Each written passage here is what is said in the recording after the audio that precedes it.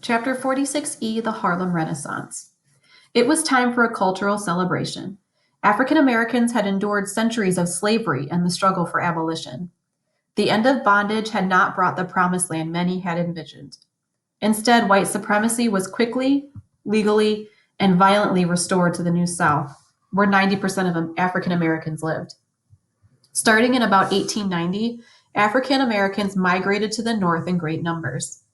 This great migration eventually relocated hundreds of thousands of African Americans from the rural South to the urban North. Many discovered they had shared common experiences in their past histories and their uncertain present circumstances. Instead of wallowing in self pity, the recently dispossessed ignited an explosion of cultural pride. Indeed, African American culture was reborn in the Harlem Renaissance. The Great Migration. The Great Migration began because of a push and a pull. Disenfranchisement and Jim Crow laws led many African Americans to hope for a new life up north. Hate groups and hate crimes cast alarm among African American families of the Deep South. The promise of owning land had not materialized. Most blacks toiled as sharecroppers trapped in an endless cycle of debt. In the 1890s, a boll weevil blight damaged the cotton crop throughout the region, increasing the despair. All these factors served to push African Americans to seek better lives. The booming northern economy forged the pull. Industrial jobs were numerous, and factory owners looked near and far for sources of cheap labor. Unfortunately, Northerners did not welcome African Americans with open arms. While the legal systems of the northern states were not as obstructionist toward African American rights, the prejudice among the populace was acrimonious.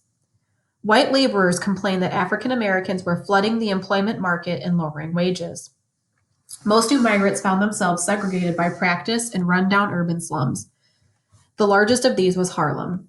Writers, actors, artists, and musicians glorified African American traditions and at the same time created new ones. Writers and actors. The most prolific writer of the Harlem Renaissance was Langston Hughes. Hughes cast off the influences of white poets and wrote with the rhythmic meter of blues and jazz. Claude McKay urged African Americans to stand up for their rights in his powerful verses. Gene Toomer wrote plays and wrote short stories, as well as poems to capture the spirit of his times. Book publishers soon took notice and patronized many of these talents. Zora Neale Hurston was noticed quickly with her moving novel, Their Eyes Were Watching God.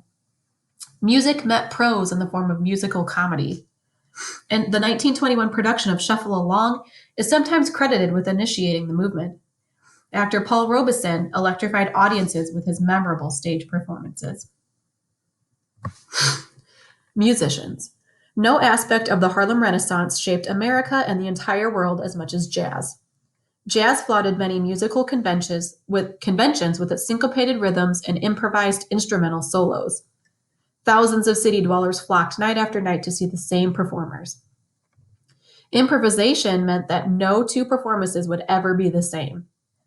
Harlem's Cotton Club boasted the talents of Duke Ellington. Singers such as Bessie Smith and Billie Holiday popularized blues and jazz vocals. Jelly Roll Morton and Louis Armstrong drew huge audiences as white Americans as well as African Americans caught jazz fever. The continuing hardships faced by African Americans in the Deep South and the urban North were severe. It took the environment of the new American city to bring in close proximity some of the greatest minds of the day. Harlem brought notice to great works that might otherwise have been lost or never produced. The results were phenomenal. The artists of the Harlem Renaissance undoubtedly transformed African American culture.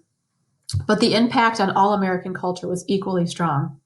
For the first time, white America could not look away.